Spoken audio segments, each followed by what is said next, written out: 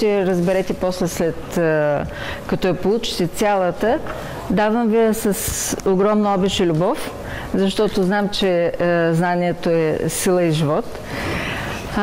Времената са много динамични, много специфични и мисля, че всички трябва да започнем да виждаме света около нас малко по по-различен начин, включително и извън тези 3%, в които е нашия видим диапазон и спектър. Останалите 97%, така се води официално, не съм сигурна, че са толкова, са много по-вълнуващи, много по-магнетични, с огромно съдържание, огромен потенциал за развитие в това пространство. Така че днешната информация ще бъде свързана с кодовите и матриците в нашия живот. Ще ви ги представя през три призми, защото това, което, например, сме гледали в филма «Матрицата», ще осъзнаете, че има огромна доза истина, но ще ви дам информация и много извън този филм. Ще ви покажа как се комбинират и взаимодействат всички, т.е. не всички матрици, поне три, нали, тук ще ви дам. Какво означава синхронизиране при това взаимодействие на трите матрици? Не, че го има синхронизиране, то го има, всичко го знаем, но как се получава, ще ви обясня. Няколко нагледни примера ще ви дам за това какво означава енергообмен, въпреки че малко в момента това се отнася към и асоциира към финансови въпроси. Нямам това на предвид.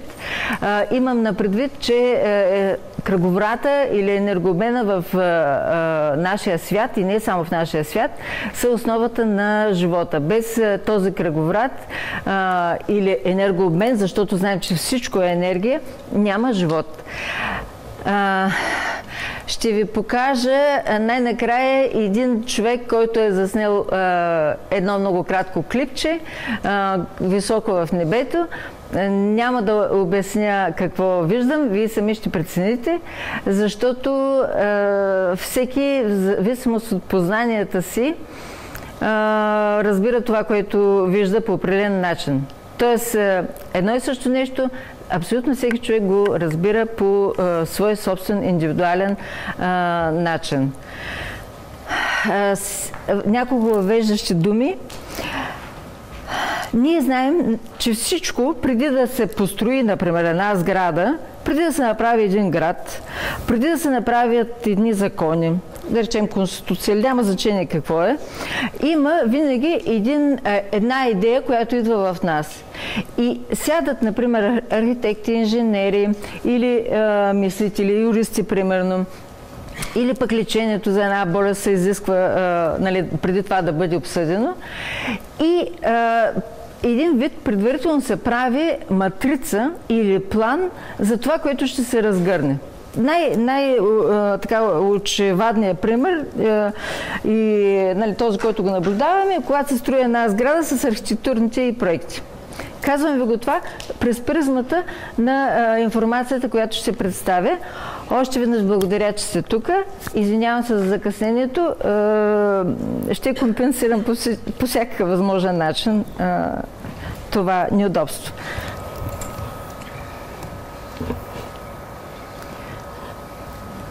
Знаем, че всичко е енергия. И тази енергия в нашия свят е видима до толкова, доколкото ние познаваме диапазона от 400 нанометра до 750-60 нанометра. Това съм го казвала, но ви го повтарям, защото сега ще говорим за това, защо една светлина се вижда, защо електромагнитна вълна всъщност нали, е във видимия спектър. Останалите електромагнитни вълни извън тези диапазони от 400 до 760 нанометра не се виждат. Представете си, че в пространството около нас има подобен вид енергия, но ние нямаме сетивност, за да я видим. И ние се движим в този свят, в който познаваме този диапазон на зрението. Най-малките елементи на един атом са лептоните и кварките.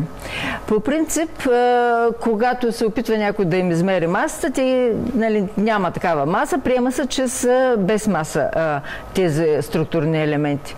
Но ако се вгледа по-добре човек, има съответната апаратура, ще види, че всъщност тези мънички, най-малки структурни елементи на атома, между другото те са десетки, но на нас това не е познато, са всъщност едни кълбовидни енергии. Тези кълбовидни енергии стават видими само когато се намират в състояние на взаимоотношение, взаимодействие, на кълбо. Когато това кълбо или тези енергоинформационни субстанции или същности, както и да ги наречем ще бъде точно, се разплитат, те стават вълна и стават невидими за нас. В интервютата съм давала, ако някой е гледал, информация, че всъщност светлината взаимодейства с биологичната тъкан само при контакт с нея. Светлината, която идва от Слънцето, не може да създаде живот, не може да предизвиква реакции, докато не се срещне с нещо определено. Тоест, този контакт създава и ражда движението, взаимоотношенията, предаването на енергията, живота. Когато отново ви представям съвсем схематично как изглежда света около нас, ако бива видима светлина и ако ние имаме възможност да виждаме извън тези 3%. Всичко, което се изгражда на Земята, е всъщност кълба от енергия с различна характеристика, като те служат за изграждане на съставните части на атомите, после съответно на молекулите и на цялото ни тяло. Отново повтарям, всичко е енергия и ви го представям през призмата на енергия. Целият семинар, само това трябва да помните, защото ще има много информация и трябва да я пречупваме през идеята, че се движим в един свят от безкрайен поток на енергии и ние самите сме енергия. Какво всъщност представляват тези вълни, които са невидими и придвижват енергията към нас? Те са с определени поденергии и се групират, представете си, като един влак, който има различна композиция. Но локомотива в този влак е най-важен. Обаче самите локомотиви, дали ще превозват хора, дали ще превозват някаква стока, са различни. И няма никога един и същи влак. Така и с енергията, която идва при нас, под формата на кодирана информация, на числово кодирана информация. Всяка поденергия или съставна част на тази енергийна верига има специфична числова кодировка. Главата на дадената електромагнитна верига, която е в невидимо състояние за нас, но присъства около нас, е най-сложна и тя носи цялата информация за структурирането на нейната верига. Тоест, това е локомотива с хората, които го движат вътре и те знаят къде отиват и какво трябва да направят. Така че, още веднъж ви представям как изглежда нашия свят на субатомно ниво. Това, което трябва в момента искам да ви обърна внимание, е за спектрофотометрията или възможността да правим анализ на всички елементи, които познаваме, чрез светлина. Дали ще ги поглъщат или ще ги излъчват, дали ще ги излъчват или ще ги поглъщат, няма значение. Въпросът е, че има възможност всеки един елемент да бъде разкодиран по цвят и светлина. Не знам дали разберете това какво означава. Ние го знаем, но не правим тези връзки. Тоест, всеки елемент познат има кодова светлина. Това, което ви казах, когато се намира на квантово ниво енергията. Искам, тук съм ви дала малко информация за спектрографията, понеже се снима, дали може да остане и като информация слайда, после може да се разпространява, както се прецени, така може да се ползва. Но това, което искам да подчертая тук и е много важно, е спектър на поглъщане на светлина от белтъците. Белтъците, които са основата на нашия живот. Това са ултравиолетовите лъчи от порядъка на около 280 нанометра. Когато се погълне светлина, всичко се променя в дадената структура. Тя може да регенерира, може да се произвежда, може да взаимодейства с околната среда. Защо е толкова важно това да го знаем? Защото всички процеси в нашия организъм настъпват и се реализират благодарение на електроните, които прескачат от един атом или от една молекула на друга. Но винаги това движение на електроните е свързано с отдаване или приемане на фотон, т.е. на светлина. Разбирате ли каква е връзката на нашия живот с светлината? Когато ви се казва, че ултравиолетовите лъчи са вредни, спомнете си това и включително информацията, че и хемоглобина, и ДНК абсорбират като гъба ултравиолетовите лъчи и са в най-силно взаимодействие с тях. Във всяко нещо има доза. Това трябва да се знае и е нормално. Знаем, че в медицината дозата определя лекарството или отровата. Така че приемането на ултравиолетови лъчи просто трябва да бъде с разум, но без абсолютно никакъв страх. Апелът ми към всички: забравете какво означава страха. Защото той е нашия най-лош съветник. Леко отклонение от темата. Сега, искам да ви представя една друга теория, която разгръщам във връзка с това, което казах, че Слънцето може да взаимодейства с нашата планета и всичко, което се намира на нея, на принципа на стволовите клетки, които се преструктурират и преобразуват и трансформират в такива, до каквато тъкан се доближат те. Значи, ако имаме стволови клетки за мускул, за кожа, за кръв, за каквото и да било, докосвайки се до дадената тъкан, стволовите клетки приемат и функцията и се изграждат като дадената клетка. Тоест, ако примерно имаме нужда миокарда да получи стволови клетки, стволовите клетки, които отидат там и са общи, особено мезанхимните стволови клетки, те ще станат мускулни клетки или на самия кардиомиоцит, на самия мускул на сърцето. Искам специално да се обърне внимание, че съществуват слънцеядци, въпреки че много не са разпространени официално в научните среди случаите с тези хора. Аз съм дълбоко убедена, защото аз в известна степен съм такава, че човек наистина може да живее и да съществува само със Слънце.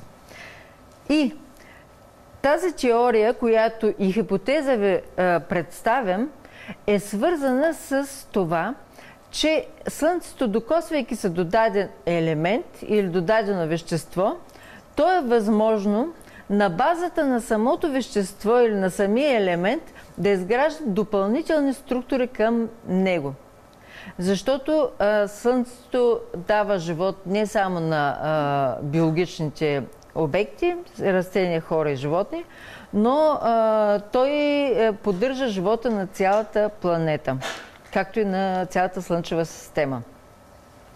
Така че, нека този аспект на взаимодействие на слънчевите лъчи, на светлината с обектите на Земята, да го имаме на предвид, и съм убедена, че след време това нещо, въпреки че периодите, в които неживата природа може да реагира на слънчевите лъчи, са много по-големи, отколкото нашия живот, но наличието на слънцяците ще докаже тази моя хипотеза. Какво е плацебо ефекта? Защо ви го казвам?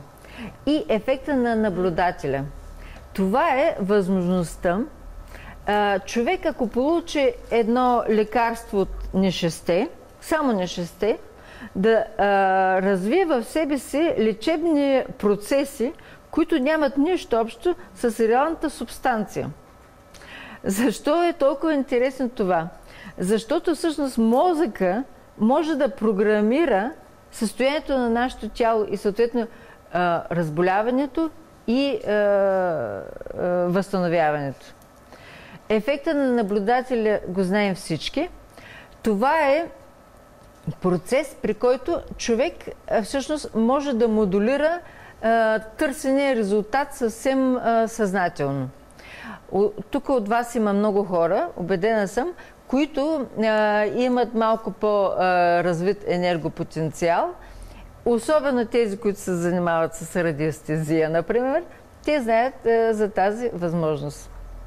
Само че тази информация, която се разпространява малко как да кажа, по-инкогнито, нали, т.е. не е толкова официална, вече трябва да започва да предизвиква по-голям интерес, за да може ние да се развиваме всестранно. Нашето развитие в тези 3%, в които се движим, е изключително ограничено. Отново казвам, този малък спектър на видима светлина е рамката и ограничението и оковите на нашия прогрес. Така че гледайте в невидимото, там са повече от истините. Могат ли хората да правят светлина? Това ме беше попитал този въпрос едно момиче от Viber групата. Хората постоянно светят. Не знам дали знаете. Кирляновите фотографии са най-така разпространени. Но тази интензивност на светлината се влияе от часовото време през деня и вечерта, влияе се от нашето състояние, влияе се от храните, които приемаме. Аз съм ви споменавала някои от храните, това са, които повишават нашата биоелектрична активност. Това са калция, цинка, например, селена, кверцетина също, маслата спомагат този процес, включително и многото вода. Това не е лекция за здраве, просто обяснявам как може човек да се повиши количеството на светлина в тялото с най-определени прости методи на база биохимия. Всъщност обаче светлината в тялото, знаем от древни времена, че съпътства някои от светците. Всъщност това е голямо количество енергопотенциал, който свети в бяла светлина. Предполагам, вече знаете, че Слънцето свети с бяла светлина, а не с жълта. Жълтата идва от пречупването на светлината с синия цвят на озона. И се получава това, което виждаме. хората всъщност могат да правят светлина. Аз някой път ще пусна 2-3 опита, с които аз съм се опитвала да го направя това нещо. Достатъчно е човек да обича всички и всеки, да има много голям жизнен енергопотенциал и чрез воля може да я насочва тази светлина около себе си, извън себе си, включително и към други хора. Но не е това в момента обект на интерес на нашата работа. Защо ви казвам за кодовете, че те присъстват в всяка една структура на нашата Земя? Ние сме свикнали да мислим, че материята е това, което можем да пипнем и да усетим и да видим движение.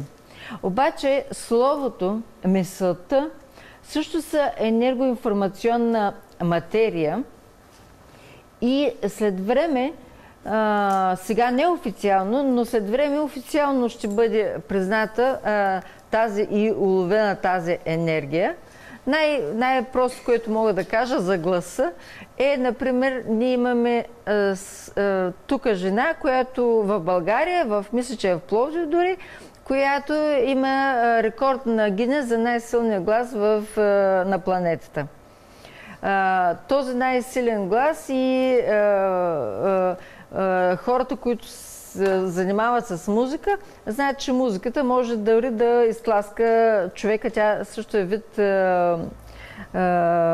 говор и говорна информация. Защо за словото специално обръщам внимание днес? Защото всяка една дума, вече има хора, които го знаят и тук в залата присъстват, всяка една буква има числов код. Тоест, ние можем да видим числовия код на нашите имена, на общото ни число и това те знаят, че абсолютно не е случайно. Въпреки че няма научни доказателства за доказване на значението на този код, но човечеството не е започнало да изследва подобни неща, не ги е доказало. Няма нещо, което да не може да бъде доказано. Когато всъщност човек римува, при него, понеже ние сме едни транслатори на информация, тази информация не е наша, ние просто я привеждаме и я даваме на другите. Когато се римува речта, всъщност се получава синхронизиране на кода на думите и на кода на звуците. Разбирате ли? Тоест, римата какво е? Няколко от последните букви на дадената дума да съвпаднат с буквите на другата дума.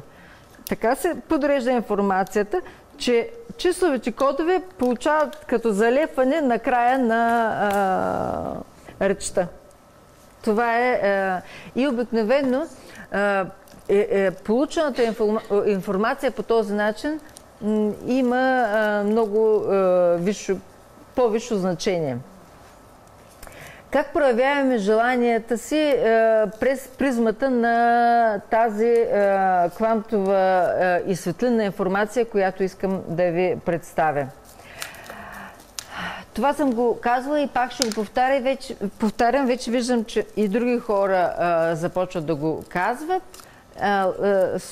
Информацията се дава, за да се разпространява, така че са благословени разпространителите. Всъщност, когато ние имаме възможност ума да го настроим така, че да приемем дадена информация, защото всичко е енергоинформация около нас, и успеем с сърцето да направим енергоимпулс, който е най-мощният, който може да сътвори човека, дублирането на двете енергии отгоре надолу, която е създадена, т.е. е приета от ума, и качването на сърдечната информация прави два противоположни тока, електрически ток. Правилото на дясната ръка е много важно да се знае, Тя е, когато тока върви нагоре, магнитните полета въртят надясно и следват хода на нашите пръсти. Двете информации, като се засичат една срещу друга, се получават две противоположно въртящи се магнитни намотки. Това е основата на голяма част от уредите, които е изработил Никола Тесла за предаване на информация на огромни разстояния през етера.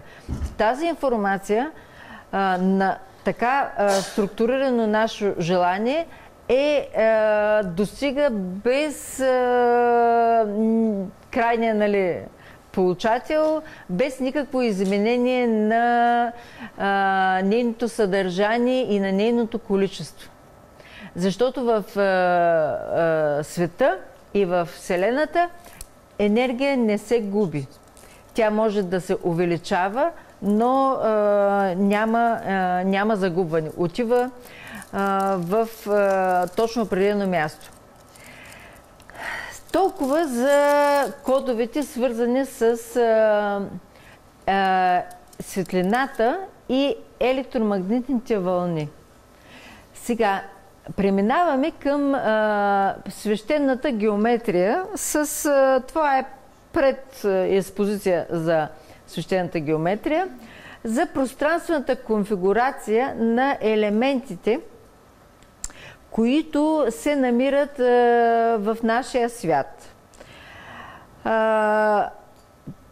Защо всъщност елементите имат определена пространствена геометрия на движение? Защото нищо не спира да се движи, всичко се движи непрекъснато. И коя е силата, всъщност, която държи елементите в определена структура? Тук виждате магнитни мотки на берилия. Тук виждате кристалната решетка на желязото. Това е на магнезия. Ето тук на професор Съргойчев е тази информация. Благодарим за знанията, които ни е дал. Това е, например, атома на златото и съответно как се вижда отстрани и как се вижда отгоре. Виждате ли го? Така, в Вселената има значи някъде запаметена информация за тази пространствена прекрасна конфигурация на елементите, от които се изграждаме и ние, и неживата природа.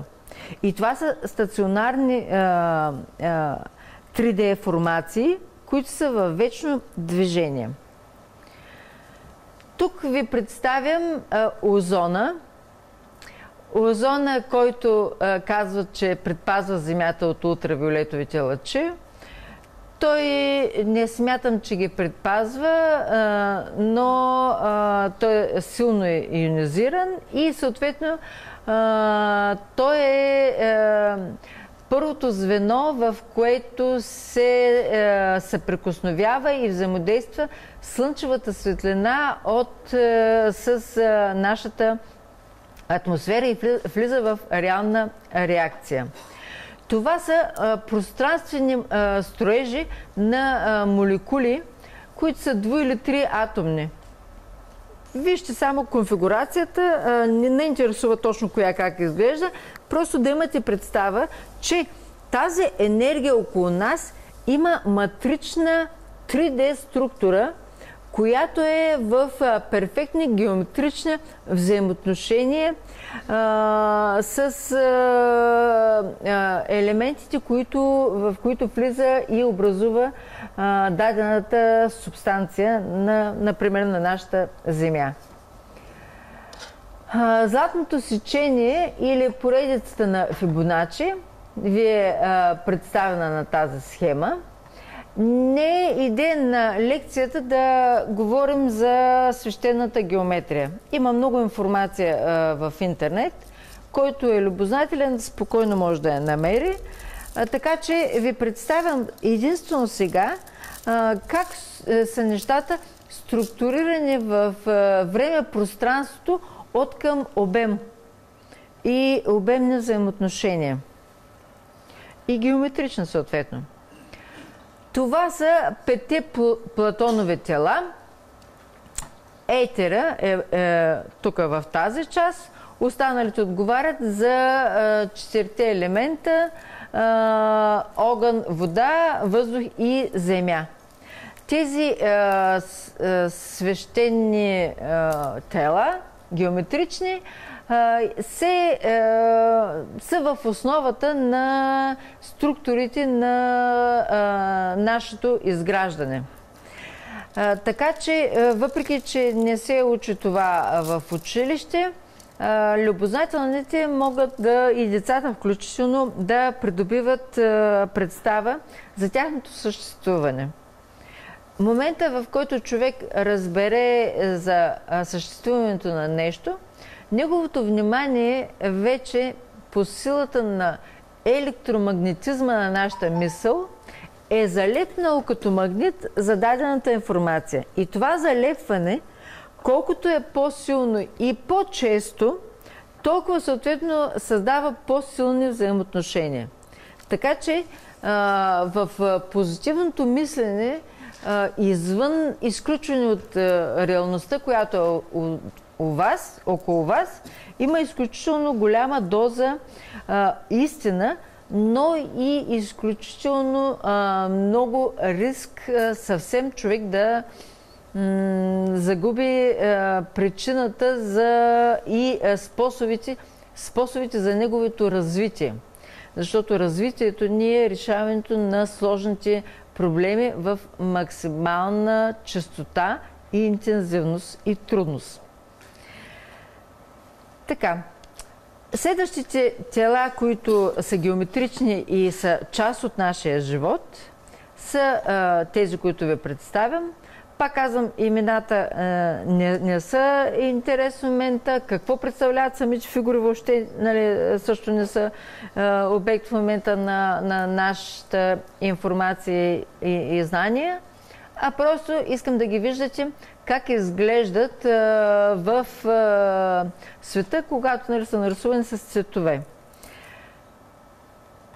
Ето ви и това е пространствената формация на цветето на живота. Предполагам, че всички го знаете. И сега вижте в природата. Това, което ви показах преди мъничко, къде се вижда най-ясно тази свещена геометрия? В цветята на живота. Тоест, колкото едно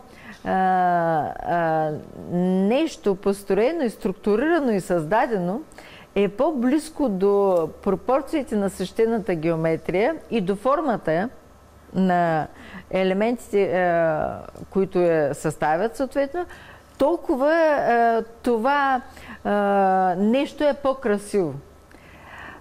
Тук е вече да видим защо всъщност, освен красота, но по-нататък ще го говоря, е толкова важно да разбираме, че всъщност във всяко едно нещо има много дълбок смисъл.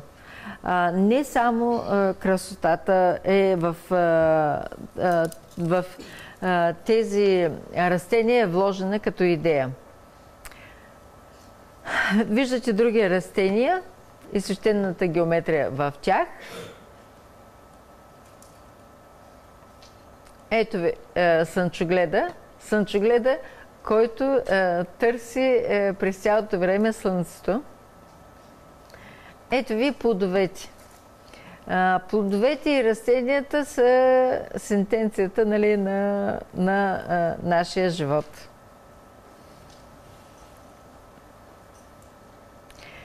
Ето свещена геометрия в витрувианския човек. Това предполагам, че няма човек, който да не го е виждал. И дълбокия смисъл е в пропорционалността на отделните части на човека, който е вписан в кръг и в други геометрични фигури. Не само природата създава, нали, и човека пропорционален, и растения, и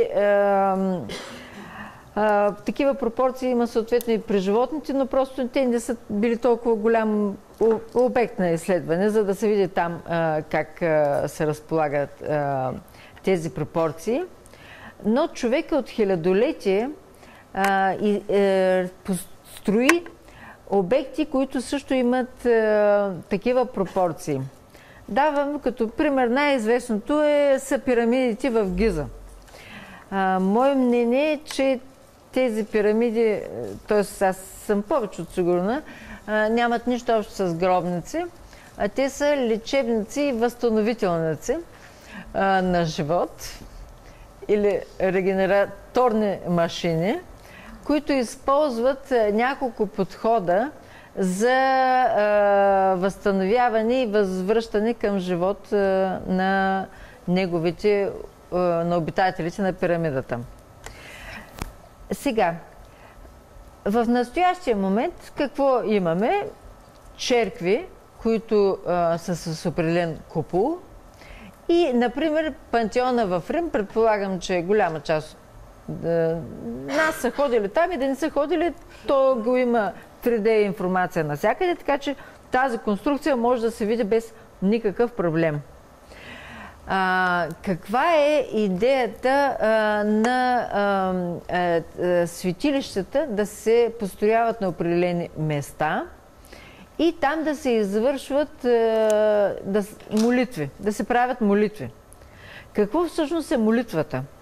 Молитвата е призив към някой, както се го нарича човек, няма значение, нали, към Бог най-общо, и импулс от сърцето нагоре, молейки желанието му да се изпълни.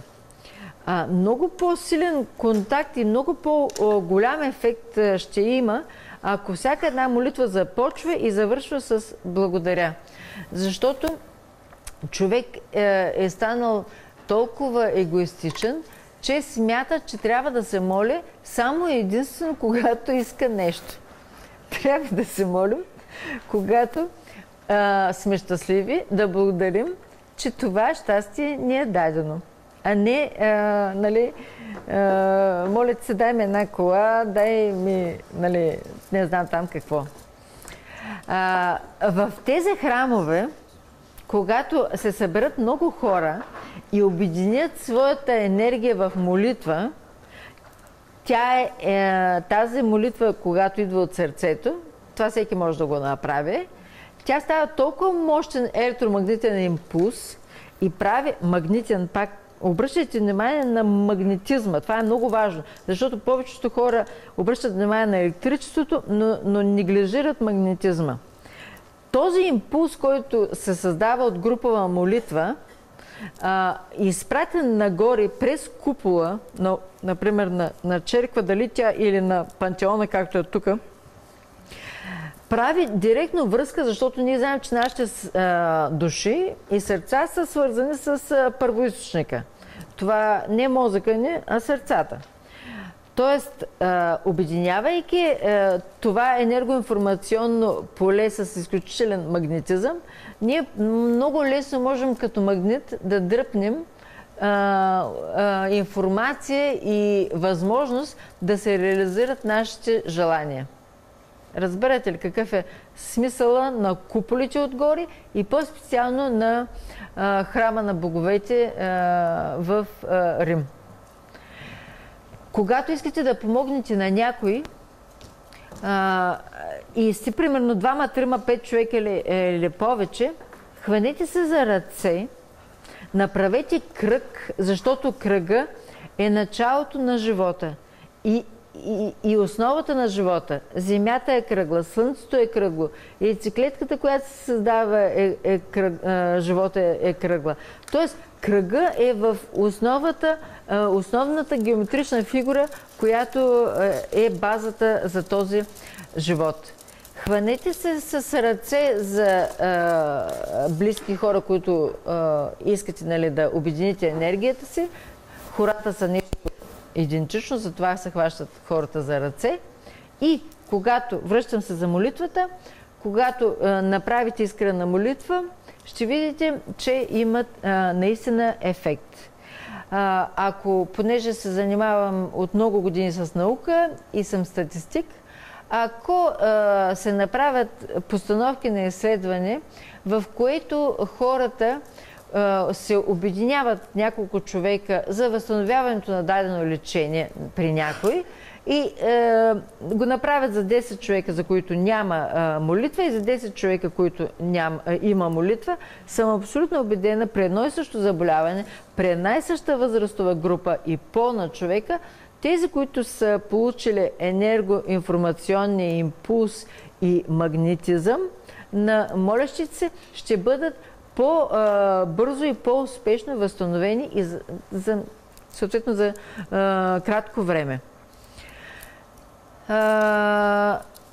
Темата за духовната тема не е застъпена много, затова аз и отдавам много голямо значение, за да може да започва света да се разгръща в по-голям диапазон от виждане и разбиране за явленията и процесите в него. Това за сградите. Още веднъж искам да обърнете внимание, че древните постройки, могилите, например, които са строени много здраво и са останали в столетия и хилядолетия при нас, също имат една много подобна куполообразна форма. Тоест, купола е част от кръга. И това завихрене на енергията вътре, древните хора са го знаели и затова създават такива кръгли и обли форми.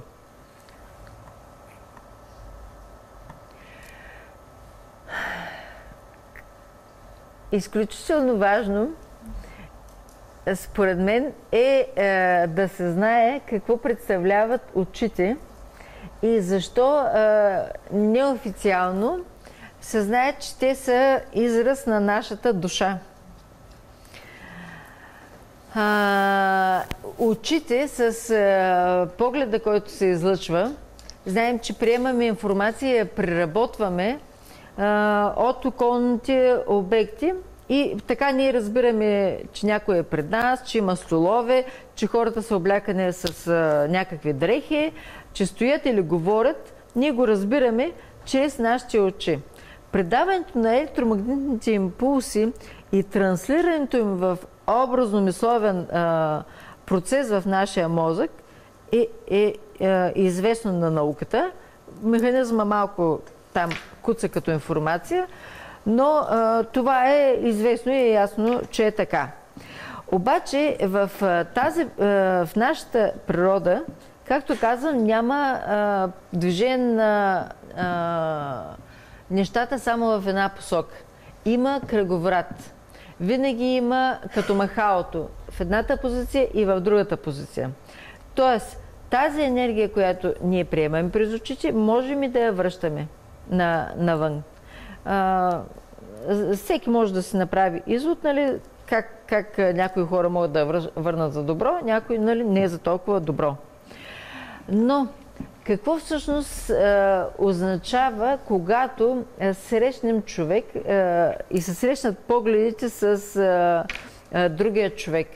Всъщност това е момент на вплитане на електромагнетизма и на торсионните полета на двете очи, т.е. на двете души.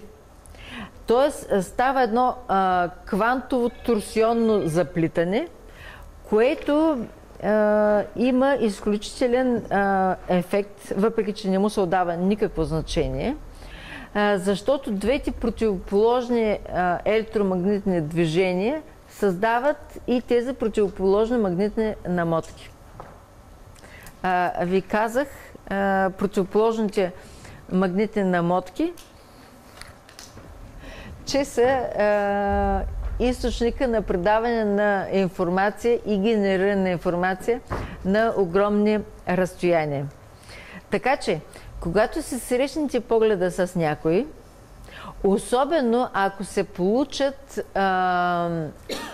се усети взаимодействие в това срещане, Това означава, после ще го видите, ще ви обясня, нали, как се получава това нещо, за срещи на енергоинформацията на двамата човеки и се получава и синтез и анализ какво представлява другия, какви мисли има, каква му е същността, включително и се предава такава информация, че е възможно по-силния да въздейства върху по-слабия по този начин. Може би трябва да се изследва по време на ЕЕГ, когато се прави и се изследва в този човек, въпреки че изследването, нали, се прави с стиснати очи, но когато се срещат два погледа, да се види как реагира нали, ЕЕГ-то. Сега, значи, говорих матрицата за вълново-светлинната част и аспект от нашия живот, защото всичко е светлина. Значи, всяка една светлина, която идва, се движи като верига. Главата й носи цялата информация, тази верига каква ще бъде. И момента, в който срещне и се удари в нещо друго, тя се завърта и става същата като това, към което се е докоснала. Тоест, това наподобява, защото знаем, че всичко е холографска проекция и има изключително много подобия, наподобява на действието на стволовите клетки в нашето тяло. Следващата матрица, за която ви казах, са геометричните, свещените геометрични фигури. Но, понеже всичко в този свят е енергия, всъщност тези свещени геометрични фигури са енергофигури. Тоест, както видяхте, атомите на дадените елементи имат определена пространствена структура, така тези геометрични фигури също имат енергоинформационна пространствена фигура, която се държи в пространството. Можем и да не я виждаме, и повечето пъти не я виждаме, но тя се съществува. Това, което искам да ви кажа, и е много ново и е вече с всяка лекция или семинар или всяко интервю, аз ще се опитвам да настъпвам все повече и повече в невидимия свят и в начина, по който той е построен и функционира. Тези знания, специално сега, не са научно доказани, но хората, които са работили с мен, знаят, че аз съм установявала много научни факти, които никъде не са били доказвани и тествани, но като ги тестваме, се оказва, че има много истина в това. И на базата на този мой научен 20-годишен опит, в който има основно евреистика, да го нарека, тази информация, която ви представям сега, след време ще бъде, не знам колко дълго време, ще бъде и научно доказана.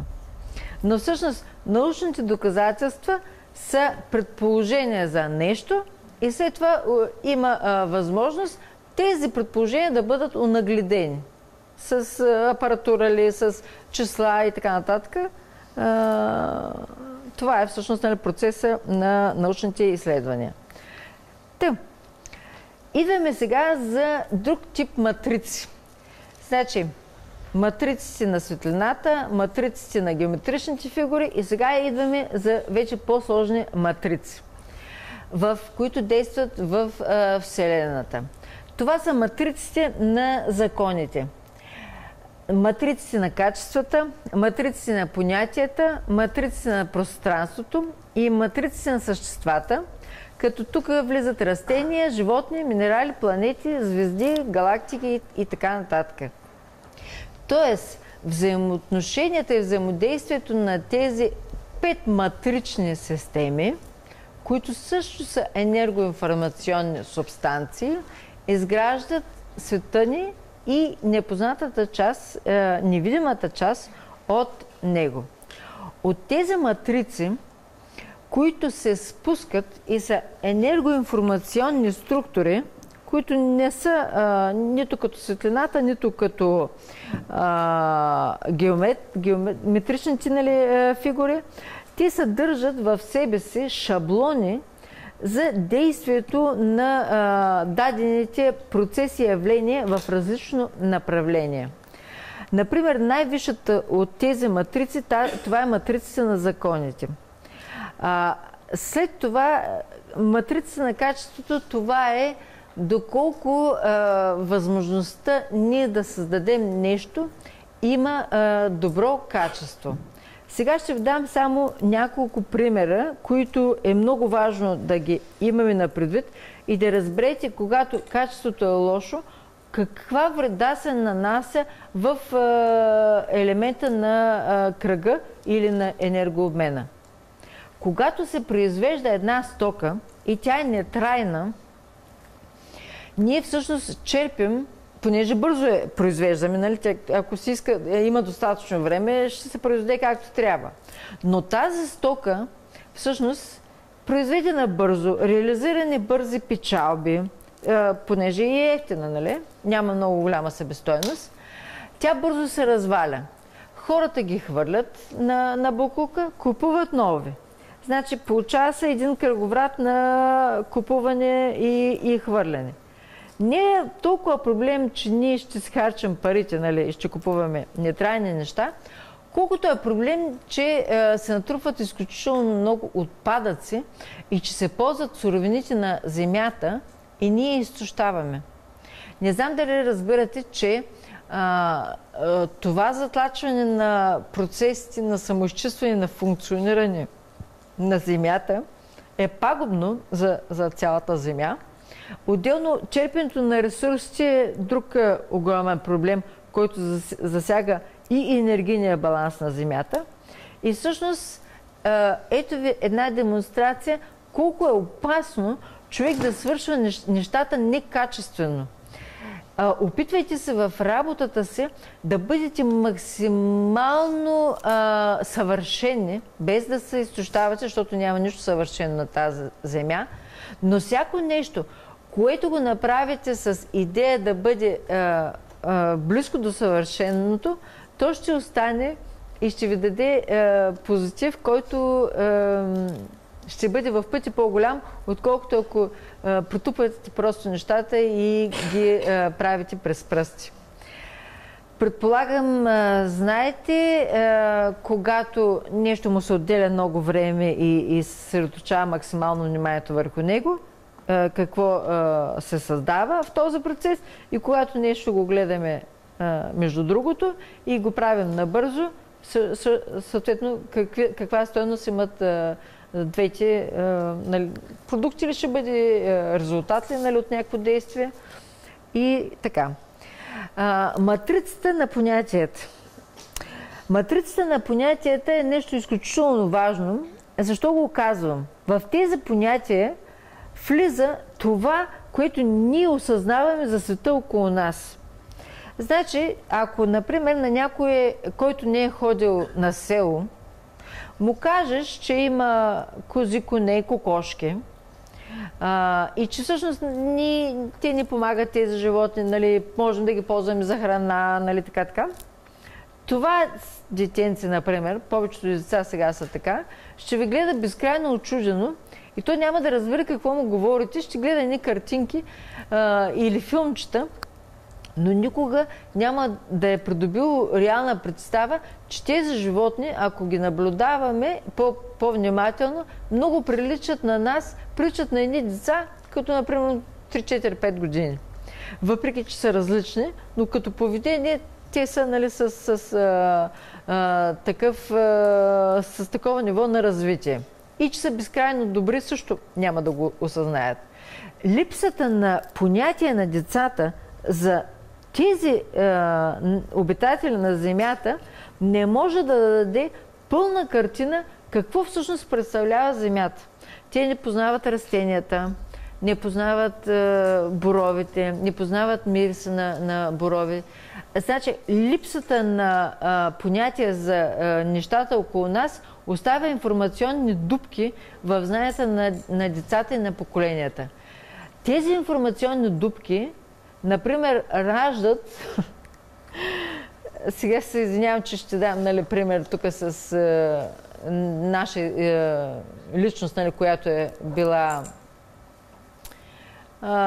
е отговаряла за гори, нали, за растителността на България, но човек, без да споменавам името му, казва, че на него са му казали, че растенията, когато са големи и са стари, например старите и вековните дървета, борови и така нататък, не давали кислород. Значи, ти не можеш да имаш представа за нещо как функционира и какво трябва да се направи и каква е неговата роля за твоя живот, ако ти въобще не го познаваш това нещо. Разбирате ли колко е пагубно на неправилното възприемане на понятията? Не говоря само децата да познават природата. Нямам това на предвид. Понятията в настоящия момент, като се започне от това, кое е стойностно и ценно в този живот, какво е морал, какво е дълг, какво е чест, какво е семейство, какво са взаимоотношения между хората, кои хора трябва да бъдат лансирани, кои да бъдат, нали, непопуляризирани. Това са кое е род, родина, какво представлява мир, какво представлява война. Абсолютно всичко е тенденциозно умешано и разбъркано и неточно, защото човек, не разбирайки даденото понятие какво е, той не може да разбере връзките на това понятие, да речем, примерно, чистата вода в реките. Ако те не осъзнават, че тази за чиста вода, примерно, нали, децата, да речем, напоява и дава една хубава храна, осигурява прохлада, жажда и утолява и така нататък, те по никакъв начин няма да разбират и да осъзнават, че ако една река по някакъв начин бъде въздействан така, че да бъде отровена риба или пък примерно да пресъхне заради... Има много способи, между другото, които смятам, че се използват в момента за отклоняване на водоизточниците и то умишлено увреждайки територии, те няма да осъзнават, че това е проблем. Разбирате ли? Първото най-важно нещо е понятията, които ние имаме за света, да са правилно изградени и да са така познати и напълно да сме запознати с тях, че знаейки им тяхната същност, да знаем какво става, когато даденото понятие претърпи някакво изменение. Например, моретата сега казват, че придобиват вече не този син цвят, който не е известен, а повече тюркоазен и повече зелен. Това се споменава, като има идея за обяснение, че тези морета се променят, защото имало в тях много фитопланктон. Между другото, действително растителността в последните години, там където не я докосва човек, е изключително добре се развива. Не говоря за горите, които се изсичат, говоря за места, където човек не нанася, нали, увреждащи въздействия. Всъщност, промяната на цвета на морето, според мен, както ние виждаме слънцето жълто, то е бяло, така има и някакъв резултат от променената атмосфера около нас. Предполагам, че няма човек, който да не забелязва дъгата около ореола, около Луната вечер. Луната става червеникаво-жълта, оранжева. Има един ореол около нея, често се появява, не всеки ден. Облаците стават много по-цветни. Има светлинни явления, като топки, които са с цвета на дъгата, но не са с форма на дъга. Тоест има, предвид това, което ви казах, има една променена цветова кодировка в нашата атмосфера. Тази кодировка и промяната й според мен е заради промененото време-пространство, в което живеем. Ако дам пример най-прост, елементарен с аурите, които не са официално застъпени като изследване, но според мен вече почти няма човек, който да не знае какво е аура, нали, и да се е изследвал, може би. Не всички, но по-голям процент от нас. Всъщност знаем, че когато човек е в ниските вибрации, аурата е жълто, кафява, оранжево, червена такава. Когато започва да минава в по-високи частотни вибрации, тя става синя, виолетова и бяла. Значи, давам аналог с променените цветове на водата, защото водата реагира най-много с слънчевата светлина и променената, нали, визуална среда в атмосферата.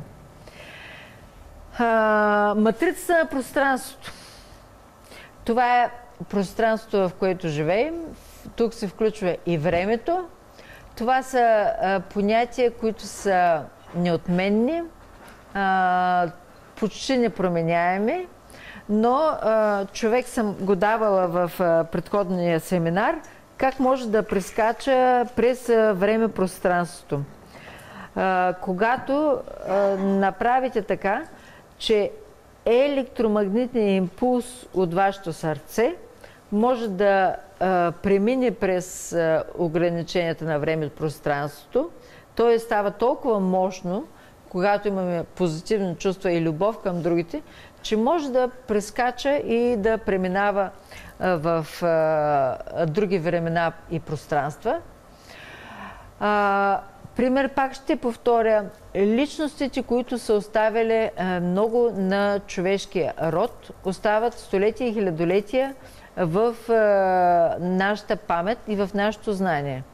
Защото паметта и знанията не са точно толкова материални, колкото и това, което го пипаме.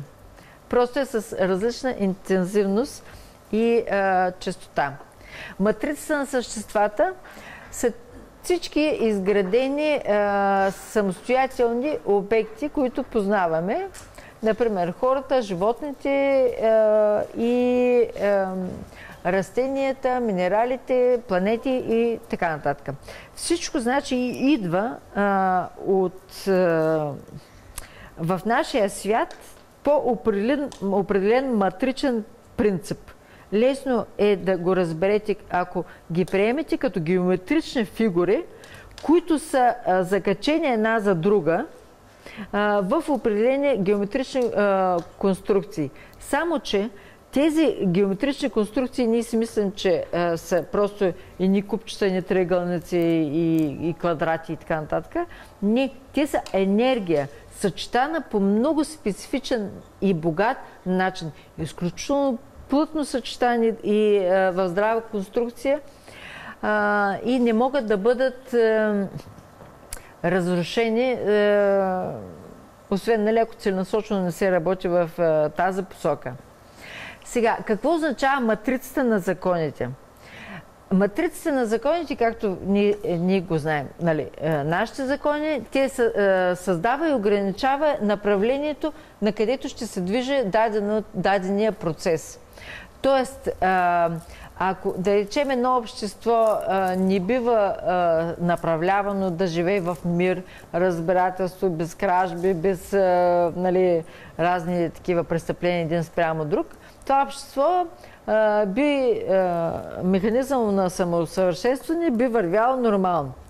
Но ако законите имат малко някъде пробойна, обществото много лесно може да излезне от руслото на прогреса и на мирното съществуване. Законите определят и скоростта на движение и количеството енергообмен между всичките матрици, за които ви говорих преди мъничко. Скоростта на процесите е много важно да се знае, че трябва да бъдат в синхрон. Например, Давам ви един много лесен пример. Ако имаме един влак и трябва да го хванем. Значи един човек може да бяга така, че да го хване влака, другия не можем. Значи тази скорост от 1 минута, примерно, разлика, ни коста на нас качването или не качването. Така и с процесите, които върват в живота. И са много важни да бъдат скоростно синхронизирани, за да могат да имат последователността такава, каквато трябва да бъде. Защото последователността е част от реда и тази последователност, ако бъде нарушена, при всички положения ще настъпят разрушения и в други прилежащи енергоинформационни субстанции, понеже хода един вид се нарушава. Хода и направлението в дадено развитие. За човешкия организъм всички знаем, че всяка една клетка е в постоянен енергообмен с другите клетки и ако има нарушение на предаване на информацията от едната клетка на другата, съответно клетката, която бива изолирана, може да загине. А пък ако физически изолираме, нали, е съвсем друго. Но ако, например, да речем, даваме импулси на тялото постоянно да бодърствува, можете да се представите, нали, не го оставяме да завърти цикъла на сън, какво ще се получи с човека.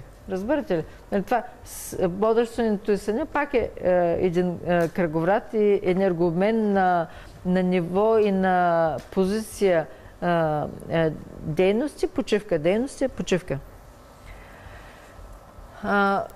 Така, характерното за тези матрици е, съм ви го дала на този слайд, те са взаимно зависими в работата си и в прогреса, участват в един енергообмен, неразривно са взаимно свързани, тяхното съществуване не може една без друга. Най-важната контролираща и ръководеща е ролята на матрицата на законите. Има 5 индивидуални направления за развитие, т.е. всяка матрица дава посока на движение на собственото си развитие. Взаимно свързани са със своя регрес и със своя прогрес. Свързани с натрупване на енергия за обмен на информация за всички процеси, които стават във всяка една от тях. Въпреки че са взаимно свързани, всяка една от тях е абсолютно самостоятелна. Взаимно зависими скорости на развитие и взаимодействие. Силна взаимно зависимост и взаимосвързаност. При недостиг на сили и връзки между тях настъпва разпадане на цялата структура, на целия процес. Начин за поемане и предаване на информация между тях е чрез мъкването и предаването на енергия по спираловиден път. Примерът е златното сечение. Тук ви е мястото да разберете защо това златно сечение е толкова важно и се среща много често в нашата природа. Така, за матрицата за понятията. Отново искам да се спрем, защото това, което се случва в момента на Земята е с объркването на същността на понятията, които са непознати, е, меко казано, проблем. Изкуствено и целенасочено се разрушават тези понятия чрез всевъзможни способи, като се започне от полова идентичност, това какво представлява изкуство, кои професии да бъдат добре платени, на кои хора да се дава публичност, кои са истински духовни водачи, как се крие, манипулира и се, човек, създаване с излишен информационен шум. Защо се създава този информационен шум? Защото когато човек няма време да осмисли понятията, такива каквито са, понеже има много работа да свърши, страшно много от всякъде се бълва информация, нещо е много страшно, много опасно, нещо спешно трябва да се направи, нали, да купи това, така. Тоест изпада в едно състояние на невъзможност да обработва информацията. Когато понятията не само биват разбивани и унищожавани като същност и значение, но когато нямаме време да ги осмислим, това е процес с еднакъв негативен крайен резултат. В училище, например, според мен няма човек, който да не го е изпитал това нещо. Когато сме били болни, например, или когато нещо сме били заети и не сме успели да научим материала. Понеже е с надграждане и минаваме на по-висока степен на усвояване на следващи знания. Този дефицит обаче, който сме получили, дали ще е в училище или в университета, остава една пробойна и дупка в нашите знания и не може да прави взаимовръзка и да прави трайни и стабилни знания с последващата информация. Тоест, образно казвам, ако един човек е изпуснал по някаква причина втори, трети клас, най-образно казано, или първи и втори курс на едно следване, след това да го пуснеш от четвърти, пети клас, нали, там и курс, този човек, ама никога няма да създаде трайни и стабилни знания, върху които да прави асоциации, да прави синтез и анализ на последващата информация. Защо в случая ви представям този слайд за училището? Защото децата в момента и заради това, че имаше изолация известно време, и заради настъпването на новите технологии, и заради това, че връзката между хората се прекъсва по определен начин, между родители и деца, баби, родителите и деца, всъщност настъпва това разрушаване на представата на детето за взаимовръзка и взаимодействие с околните.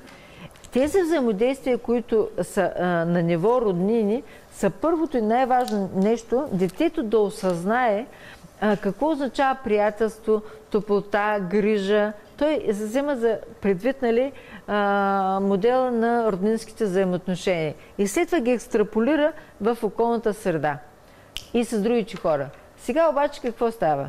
Бабите, понеже се възпитава, пак казвам, това е един аспект, възпитават се хората в един вид егоизъм, нали, според мен това не е случайно, но и това отчуждаване един от друг.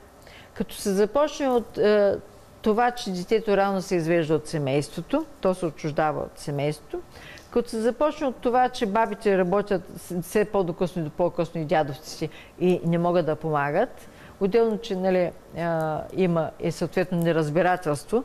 Тоест има много механизми, в които понятията на децата за добротворство, подпомагане, взаимодействие, което и помощ, което се изгражда и се ражда и се надгражда в семейните взаимоотношения, в момента е нарушено.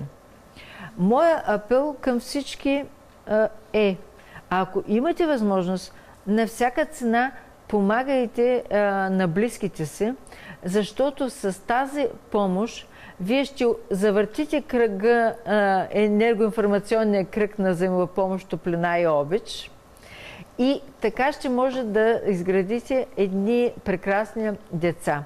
Ако детето не вижда взаимоотношенията между бабата, майката, дядото, нали, и бащата и него, той няма никога в живота си да има представа реално точно как трябва да изгради и собственото си семейство.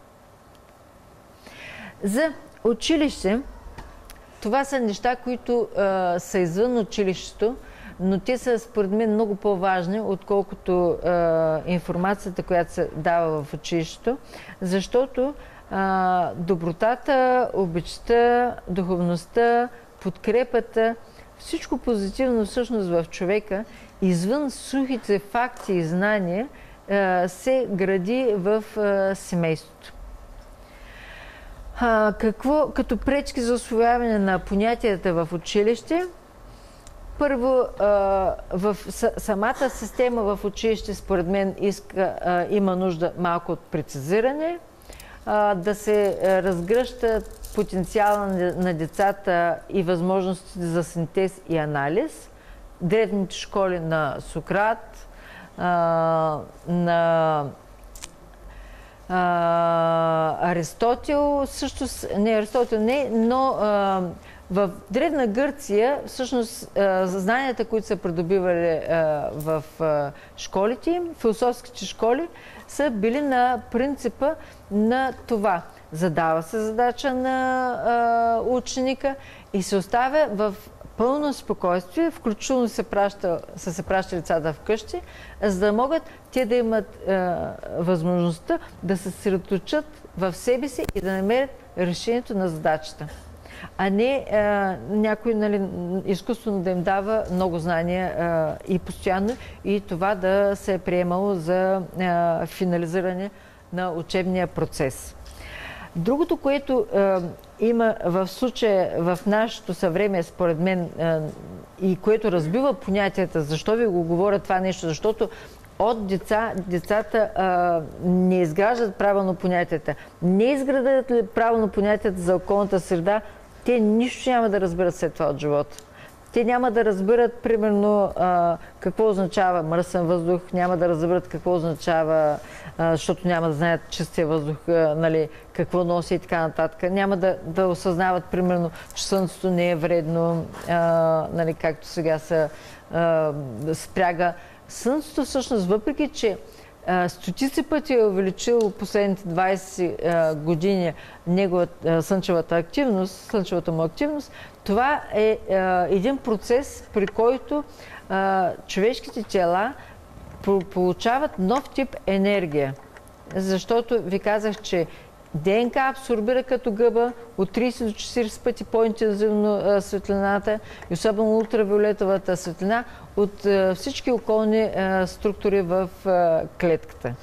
Така че такива хора без ясно разбиране какво означава нещо, може да му кажеш каквото искаш и той ще бъде напълно съгласен, че това може би е вярно.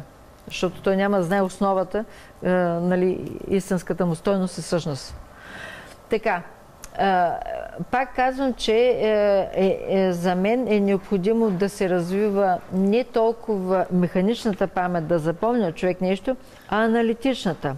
В мозъка има известно и умствената дейност противопоставяне на механичната памет с аналитичната памет. Тоест, един човек, ако разсъждава и има може да прави синтез и анализ, задълбочен, той по принцип няма да има никаква механична памет или тя ще бъде изключително слабо развита. То е все едно, че като преместване на или сме на десния крак стоим, или стоим на левия крак, нали, ако искаме да стоим на единия крак. Такова е различието. Когато децата не успеят поради време да усвоят дадено знание, например, казах ви, че закъснява нещо детето.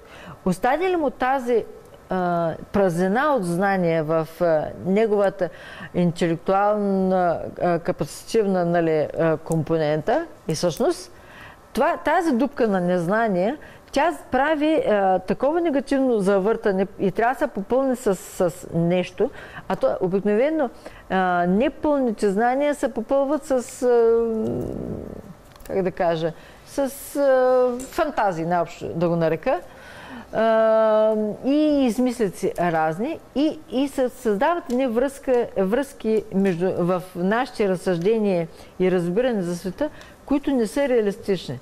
Значи, ако едно дете, защо ви го повтарям толкова и смятам, че е важно, тази матрица на понятията по някакъв начин не е изградена адекватно, това детенце в бъдеще няма да може да се създава представа реална за нищо около себе си. Защото ние разбираме света такъв благодарение на нашите знания, които имаме. Тоест, нашата основа ни дава възможност ние да осъзнаваме всичко останало около нас.